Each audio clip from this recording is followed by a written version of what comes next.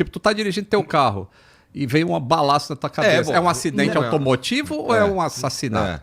Então eu tirei esse número só, deu 245 só na comercial, excluindo militares, helicópteros, executivo e tudo 245. Mais. Então, tá bom. Vamos pegar esses números que eu dei. O ano que mais teve na última década foi 561. Os outros estão todos abaixo de 200. Então, cara, assim, você tem 9,5 ou 8, vai. Nessa época eram 7,5, 8 bilhões de pessoas voando para morrer 200. Cara, se a gente pegasse um número parecido do que acontece em estrada e tudo mais... Não, eu peguei isso aí. Opa, eu fiz... Claro que você ia pegar, né?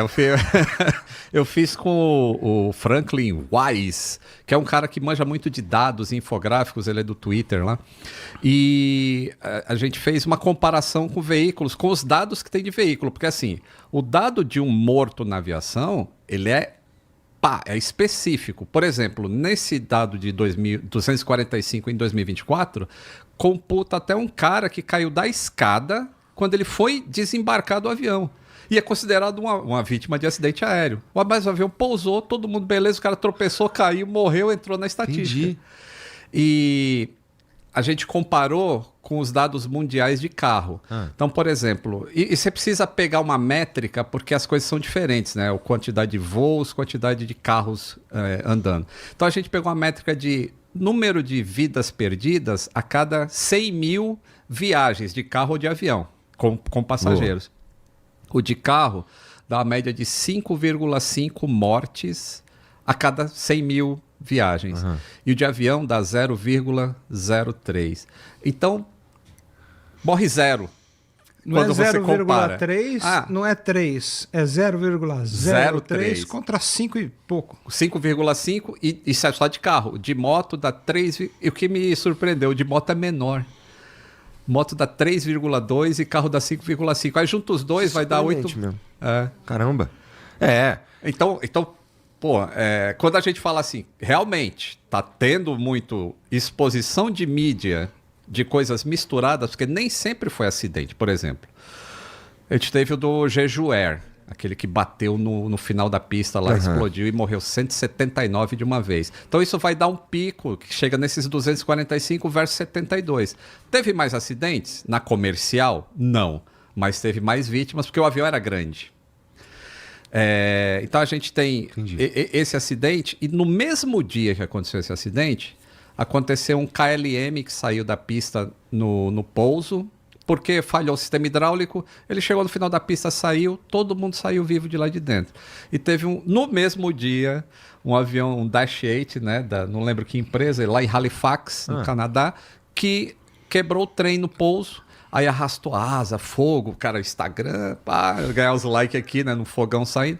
E aí veio tudo misturado assim, foram 2 incidentes graves, sem vítimas. Então isso não é um acidente, é um incidente grave. E teve um acidente de verdade. Mas quando você vê tudo chegando ao mesmo tempo, aí tu, o que está acontecendo com a aviação? E aí, para piorar, acontece no Brasil 2, um na véspera do Natal e um na véspera do Ano Novo. Gramado e Ubatuba. Esses acidentes não têm qualquer relação com o avião que leva passageiro. São voos particulares, são voos... Entendeu? Entendi. É um outro tipo de aviação. É um outro tipo de aviação que, por exemplo, provavelmente a tua esposa, se ela tem medo, ela não vai pegar um avião pequeno para entrar assim.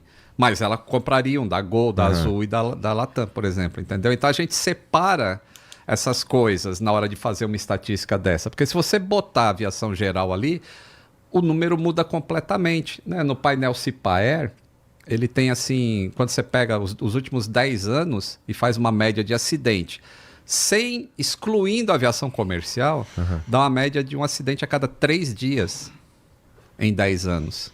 Nossa! Na aviação de pequeno porte. Então, são diferentes e não podem ser tratados de maneira igual. Mas isso é o quê? Isso geralmente esses acidentes são vacilação humana? Não, aí... É difícil dizer? A estatística mostra que pelo menos 90% dos acidentes, o componente humano, ele é preponderante sobre falhas técnicas. Porque uma falha técnica, ela tem capacidade de ser trabalhada para que o acidente não aconteça. Mas dependendo de como... Vou dar o exemplo do Air France. O Air France foi uma falha. Começou como um problema... Começou como uma decisão errada de análise de radar. Aí essa decisão errada levou ao avião entrar em uma condição que ele perdeu os instrumentos de navegação. E quando passou para o humano para resolver, aí desencadeou todo o processo que levou a um acidente. Então o componente humano ele foi maior nesse acidente porque com os tubos de pitot entupidos o avião ainda era voável. Essa é a análise dos investigadores. Mas no fundo isso vai ser sempre uma questão retórica, né? Porque assim, o que não é componente humano num avião? É verdade. Né? É diferente de você subir nas costas de uma águia e ser derrubado. Falar, tem componente humano. A águia é um elemento da natureza. O avião foi desenhado, construído, mantido. Tudo por humano, né? Por humano. Então, em algum momento na cadeia, algum humano falhou. Seja na construção, na manutenção, na operação. O que você está dizendo é que se todos os cuidados forem tomados, o avião não dá pau voando. O avião dá pau porque tudo que foi feito pelo homem vai dar pau eventualmente. É uma condição de qualquer máquina, né? Ela precisa ser mantida, ela tem sua vida útil, as peças e componentes, né? Então, em algum momento, você vai ter que manter. Mas aí também tem a mão divina, né? Tem as ocorrências, né? Tem uma questão que o pessoal gosta de dizer que eu tenho uma visão diferente do Lito, né? O Lito fala, a turbulência não derruba avião, né? E ele está certo, né? Agora, eu também posso falar, turbulência já derrubou o avião, né? E tem o caso do Monte Fuji, da Boa. Sim, esse é o último, aliás, né? É o último acidente comprovado em que foi causado por turbulência. E foi em 1996, no Japão. O avião foi voado do lado do Monte Fuji, num dia de céu azul lindo. É 70 e pouco, não é? Acho que é 66. 66, é. E decola, vai baixinho em cima do Monte Fuji e tal, toma uma rajada de vento orográfico, né? O vento que é gerado pelo desenho do terreno, inclusive no sopé, na encosta do Monte Fuji, e é um sopro tão forte, tão repentino e tão inesperado, que ele provoca um movimento de alavanca lateral no avião, e isso arranca a cauda do avião. Arrancou a cauda do avião. E tchau. É como se fosse uma grande onda, aquelas ondas que tem lá em Portugal, só que aquilo é uma onda de ar. Entendi. E não era para o piloto passar ali também, não. Né? Porque tudo começa com decisões. Vou passar perto do Monte Fuji para todo mundo poder tirar foto e tudo mais. Só que tinha acontecido um furacão no dia anterior. Era o final da passagem de furacão, então a atmosfera não estava ideal. Então, e no Japão, né, tem um ditado que diz: quando os céus estão azuis, o Monte Fuji está bravo. Então não passa perto. O comandante Gibson era inglês, não tinha obrigação nenhuma de conhecer o ditado japonês, né? Agora, a gente está dando risada, mas enfim, de novo, né? Vou dar um exemplo assim. Esse acidente que aconteceu agora em Canela e Gramado, né? Logo que aconteceu, era uma pessoa conhecida, a gente tem amigos e familiares, pessoas em comum. Uma amiga nossa perdeu a família inteira nesse acidente. Nossa. E aí, a gente muito chateado com isso, começou a receber as mensagens. E uma das mensagens foi: o piloto foi imprudente, né?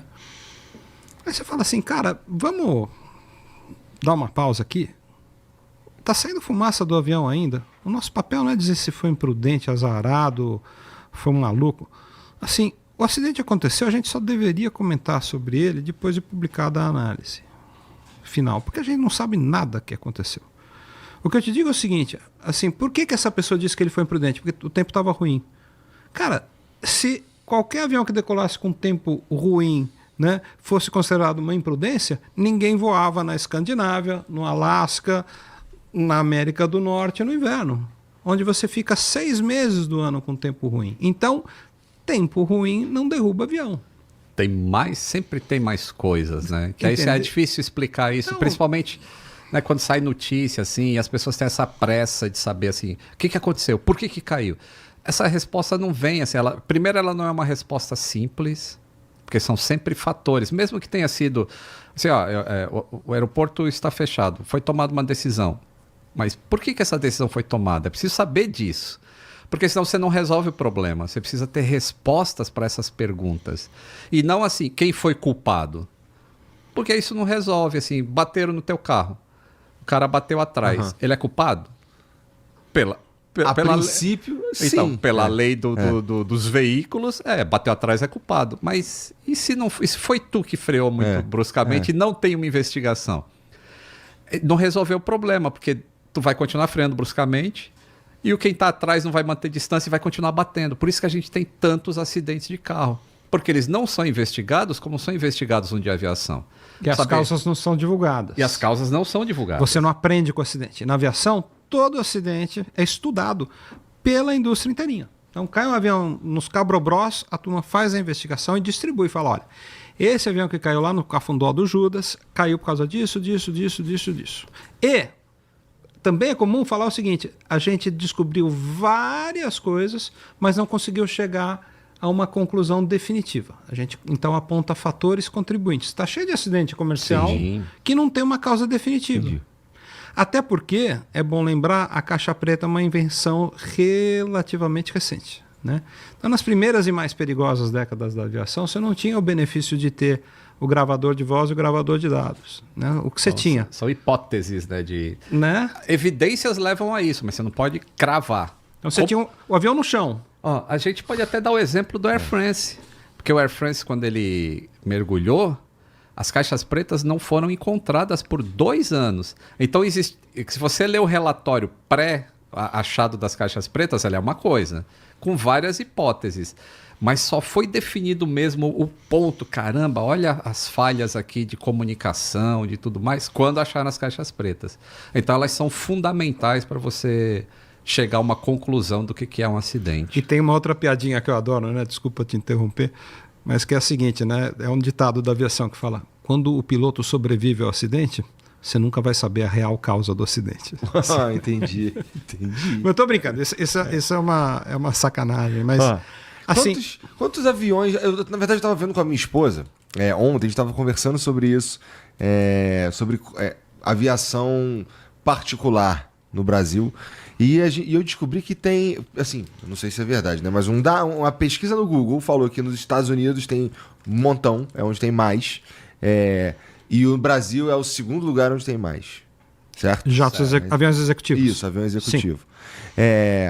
Isso daí são é porque eu também estava ouvindo na rádio que tem 2 meses de espera os caras estão comprando avião pra caramba desde a pandemia. Se é um Phenom 300 da Embraer, você demora 2 anos para receber. Não são 2 meses. Os jatos executivos não são... Eu falei 2 meses? Perdão, 2 anos. Eu ouvi 2 anos, na rádio. Hoje, para você entrar e comprar um jato executivo, a espera é de 2 a 3 anos, dependendo do modelo. O Brasil tem a segunda... Qual que é o mais barato de todos? Eu não sei. Cara, 0 bala? Indo lá zero na fábrica? bala, 0 bala. Diria hoje, provavelmente... O Cirrus Jet. O Cirrus Jet, provavelmente, Isso custa que quanto? é um jato monomotor. Tem um motor só. Jet. Deve estar uns 3 milhões de dólares por aí. 2,5 milhões de dólares. Cirrus. CIRRUS. Enfim. Tá. Porque, mas assim, o Brasil tem o segundo maior mercado de aviação executiva do mundo. Esse aí, ó. Lindinho, né? É monomotor a jato. É um monomotor a jato. Um motor só, lá em cima. Assim. Ele tem paraquedas.